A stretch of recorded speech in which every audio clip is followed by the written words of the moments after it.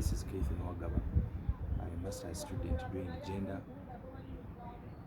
I'm in my first year. And today we are going to talk about gender and population displacement. That is under a unit called Gender Conflict and Displacement by Dr. Victoria Namugala. So today our topic gender and population displacement. Largely we are looking at how people, especially the refugees, the asylum seekers, and also the internally displaced persons within various countries, that how they get their standards of living, how they live, like the host community.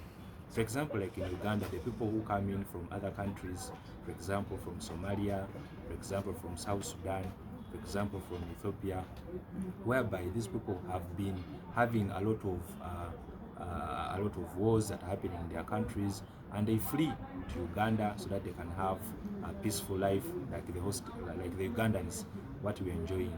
But in this situation today, we are looking at the internally displaced persons, whereby these people are displaced within their own country.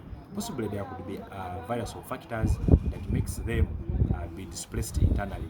One, it could be natural calamities, it could be the wars, especially the ethnic wars that happen within the country, that makes people get internally displaced from one district to another, crossing boundaries from one boundary to another. For example, we can look at the current situation that is in Kasese because of the floods that are happening. So people, the government, through its efforts, and the state and the various humanitarian organizations are providing a lot of efforts that are enabling people to be shifted into Chiriandongo, for example, to be shifted into Lambuli, so that they can leave these disaster-prone areas, these mountainous areas of Kasese and Bukedia, so that they can go to a flat grounds whereby they can have a decent way of living. So today we are looking at the various principles that are required when we are carrying out the internal displacement. So there are 30 principles that were underlined and put into place by the United Nations, especially it was the United Nations country representative that had put a document that is highlighting 30 major principles that all states should put into consideration while they're trying to displace people, or the IDPs, in various countries of residence. One of the guiding principles is what we call the protection of the IDPs, or the protection of the internally displaced persons. So this principle puts in place that all these people who are internally displaced, we should protect them, because these people, the fact that they are being displaced from their original home, their original settlement to another settlement, they need a lot of protection, because it takes a lot of time to get to adoption, because every situation, every place they shift to, it has a lot of issues that really need to be protected, whereby we need the council leaders, we need the cultural leaders, the religious leaders, and the humanitarian organizations from different sectors. For example, we appreciate the fact that we usually have the UHCR that comes into play, especially when they're trying to provide a good standard of living to these internally displaced persons. And in this case, let's look at women and the children who are being internally displaced. So we call upon, this principle calls upon the various humanitarian organizations and the international global organizations, so that they can protect the rights of these people that are internally displaced. They should have the right to liberty, right to freedom, right to movement, and also right to free expression, like the host people whom they find in these settlement camps that are taken, so that they can have a survival. Our second guiding principle is what we call the protection of human rights, like the way how the host community have their rights, the freedom of movement, their right to live, their right to education, their right to food, their right to health. Also, these internally displaced persons should be given time and exercise their different rights that are accorded according to the state, according to the global community, so that they can be able to fit in within the society. Then also we have the principle of non-discrimination.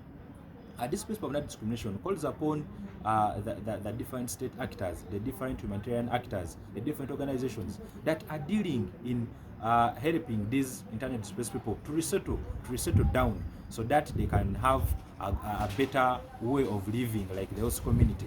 There should be no forms of discrimination based on sex, based on gender, based on race, based on ethnicity, so that they can feel comfortable at home. They can do different businesses, especially small scale businesses, that they can enable them have at least a modest standard of living that is very sufficient for them to continue doing what they're supposed to do. Also, another principle is what we call the protection of women. We all understand that in a situation of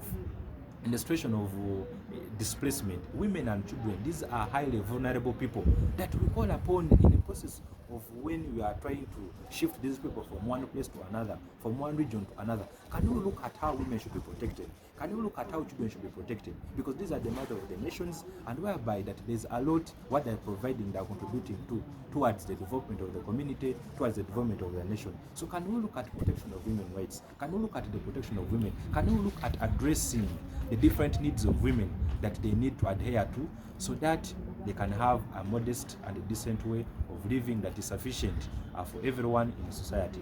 Then also we have the principle of the protection of children.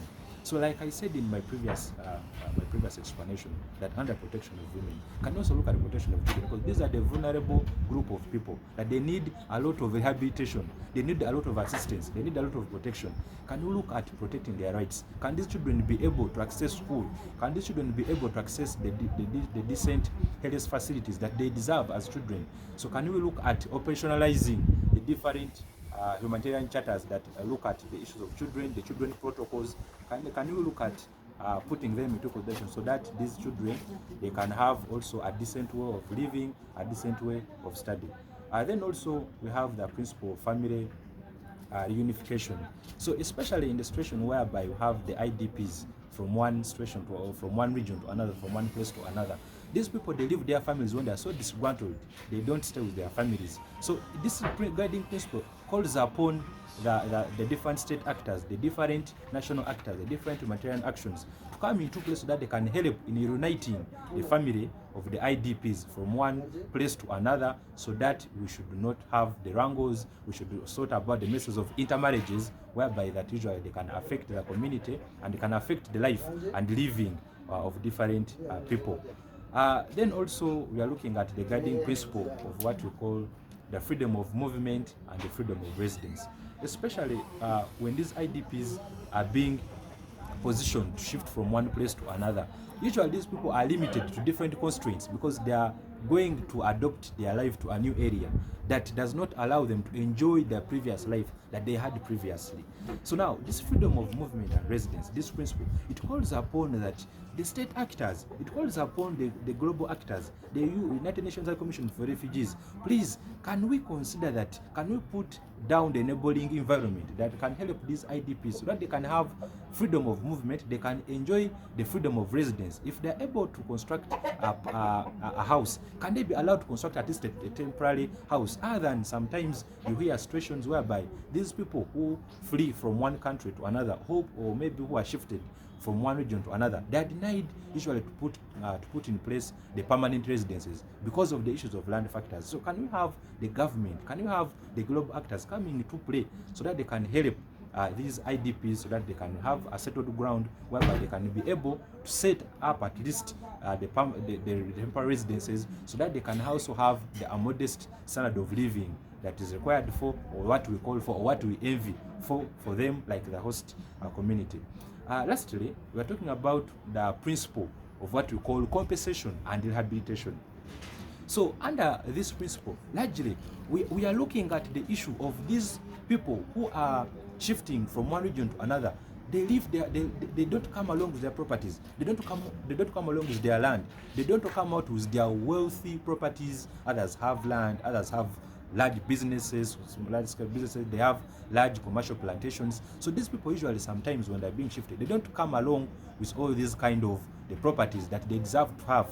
But so in the situation whereby they are shifted from one place, can we have the state? We call upon the state, we call upon the global actors, we call upon the local councils, we call upon the district officials. Can we please be enabled to compensate these people when time comes for them to go back to their original homeland? when time comes for them to go back to their original place of residence, can we have at least a simple way of compensating? Because usually sometimes the state comes in saying that it's very hard to compensate everyone fully, but this can you have that kind of a decent compensation ways so that these people can feel comfortable, they can feel comfort at home, so that they can feel rehabilitated and they are allowed back in the community? Can you have some psychosocial support that can make these people feel comfortable and reunite back as how the life was before they had gotten different reasons that made them to flee to another region or flee to another country?